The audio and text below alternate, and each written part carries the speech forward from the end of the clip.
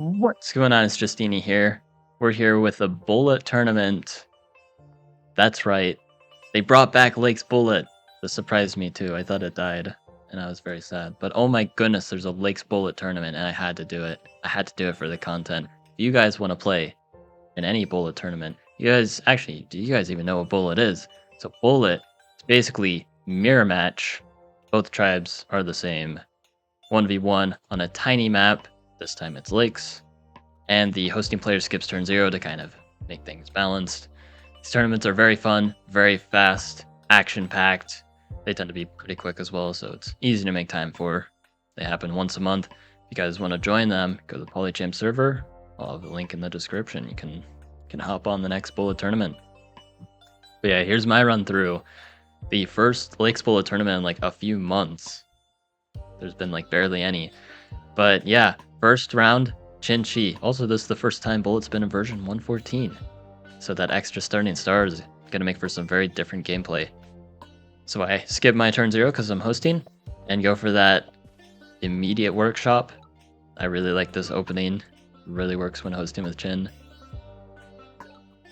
I meet the opponent right away though. Not ideal because I figured there's a village here. There is.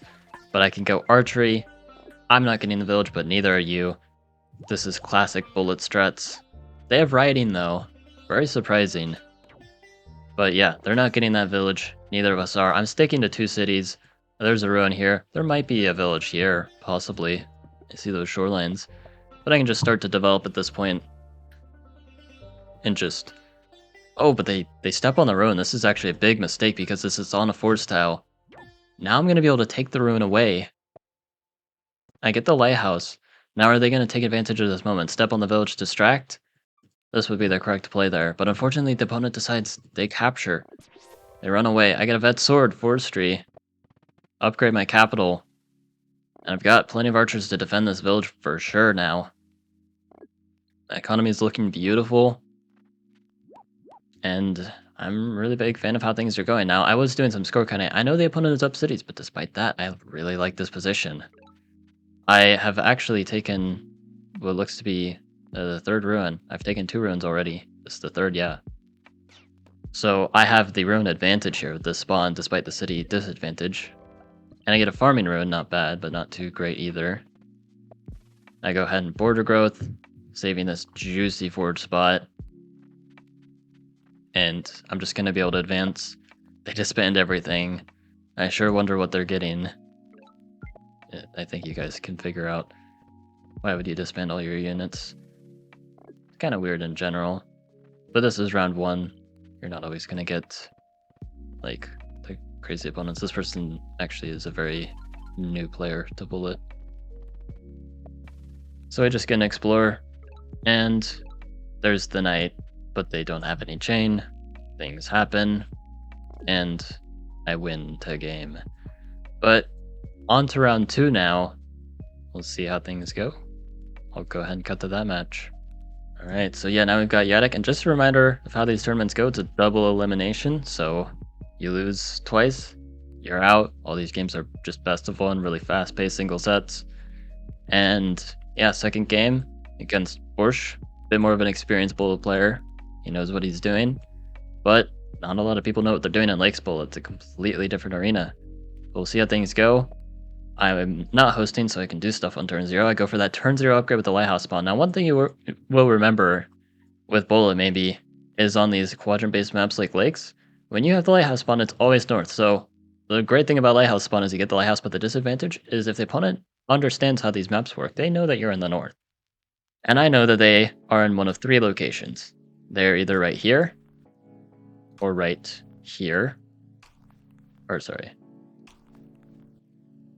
one of these 3 locations, just like this. These are the only 3, or sorry, it's been a minute since I played Bullet, but I remembered in the tournament, yeah, where things go. Yeah, that's important, guys. But I can get this beautiful level up. And yeah, I'm going to be able to train lots of warriors.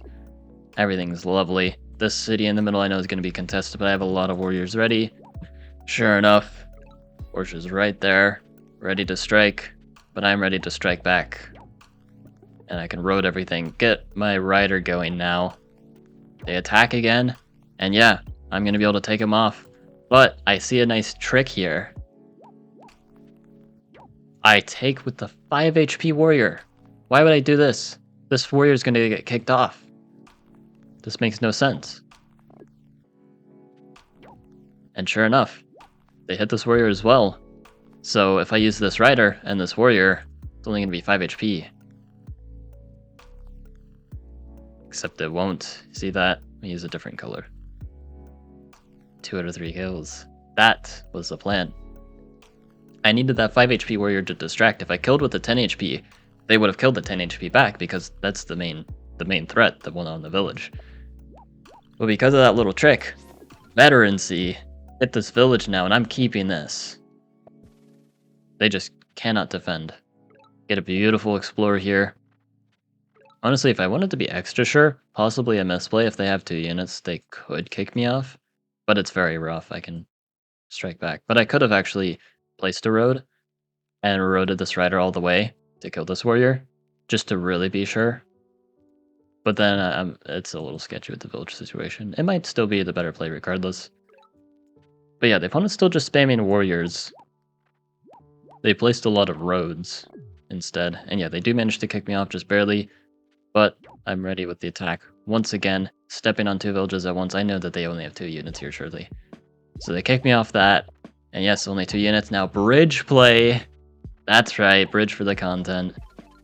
And this is now just, I have a dominating position. That veteran warrior really sealed the deal. They're still stuck on 2 villages. And they just don't have a way of getting a quick giant. The only way is a gate of power, but... I'll tell you one thing, I've been getting more kills than them, so I'm the one actually getting the giant first. And this is just an amazing position for me. Things happen. Unfortunately, they cannot counter this very strong lead. This center village was just so important. We're both fighting for it all game, but I managed to come out on top.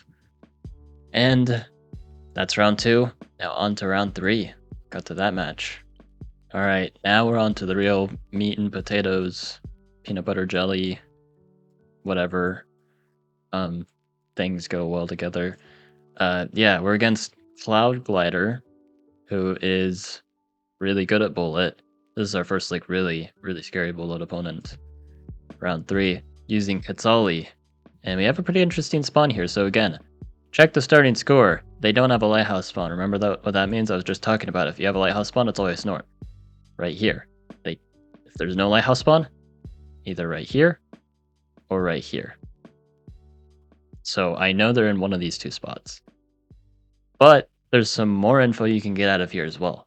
Because remember in lakes, you're very likely to have 2 suburbs. In tiny lakes, it's almost guaranteed, but not quite. Sometimes you can't get it because there's not enough space. On other lake sizes, it's practically guaranteed. But some things you can make note of is you're always going to have at least 1. There's probably a village somewhere here. And because of that, I know that he's not in the north. And because of the suburb, that would be too close to his capital, so he's not here either. Only 1 place for him to go. And this helps a ton. I know exactly where he is. I know exactly where he is. On turn 0. That is really good information. Just from knowing my stuff here. So I can go very greedy. And greedy I will go. Look at that city. Oh my goodness, this is perfect. And again, workshop it up. I know where he is already. I don't have to worry about anything. Let's just get all the goodies. Sure enough, not a surprise he gets the city up there, but I'm fine with this. This is what I'm expecting.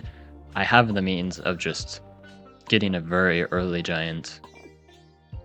And that is what I'm going to do. He goes in the water. Fine by me.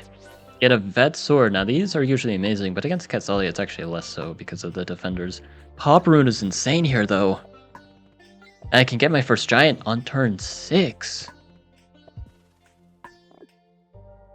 And I've got the Park of Fortune in hand, plus the lighthouse. And I'm saving my stars here. I decided to go for this upgrade. You might be able to see what I'm preparing for. It's actually not this giant here. It's something else. Instead, fishing plus the fish. You can actually see I didn't need the pop rune for the giant, but it does help to get it earlier. This was my initial plan, but the pop rune now allows me to use Park of Fortune for the second giant. And now there's only one thing that the opponent can do against me from this point, and that's get a cloak. But I can score count. I know how to score count, so I was very carefully watching when that score jumps up, and I knew when he got his first cloak. I don't know where it is, but I know when it is. And I actually know by this point he already has a cloak. He got it, like, I believe, last turn. So I'm just kind of on the lookout for that. Putting my juggernauts in the water so then they can sweep the cloaks very easily. And I'm spamming warriors, so if they go by land, there's just no way they can cross undetected. And if they do, I'm ready on defense. So I'm just kind of making sure there are no outs here. And yeah, this cloak is dead.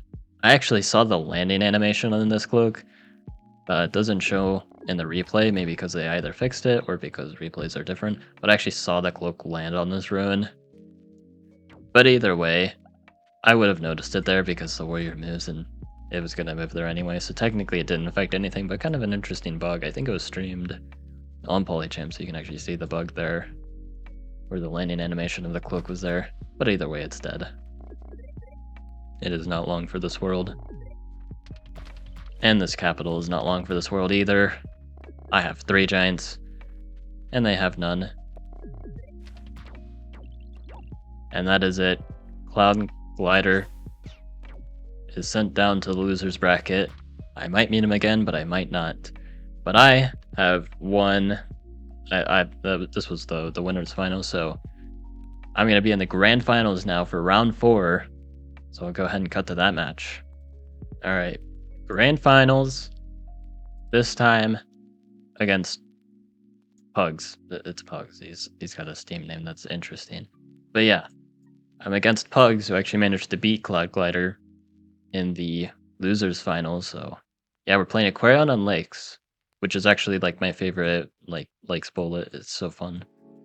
But yeah, if I win this tournament, yeah, I get Discord Nitro for free.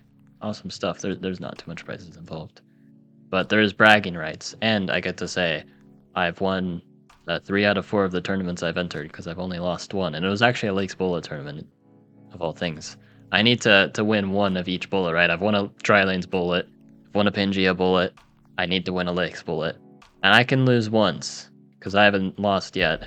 But if I beat Pugs, that's it. So this game, this is where it all comes down. I skipped turn 0, of course. And off to the races, Center City. Again, back at the beginning, you always check that score. This is why I go like straight for the center like this.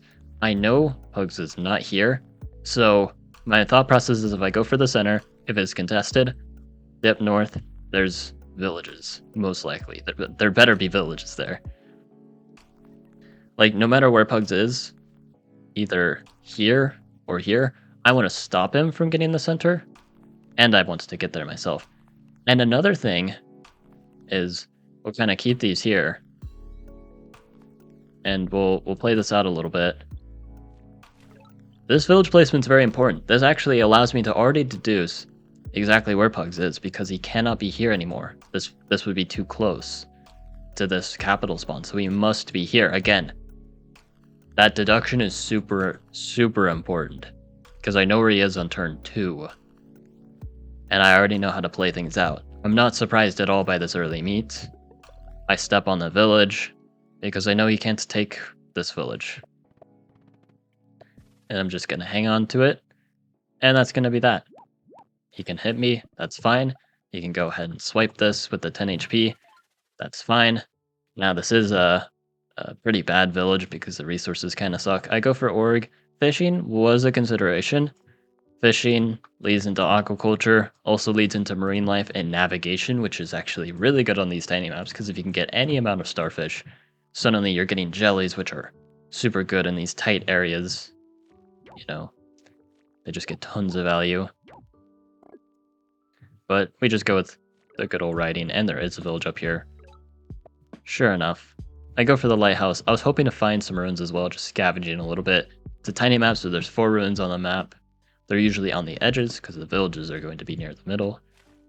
I see Pugs capture his second village, and I decide to make a warrior. He's got writing himself. I'm still searching for a ruin, don't find one though. This warrior dies. I get hunting, pre-cap, but instead of upgrading, I play some nice defense here.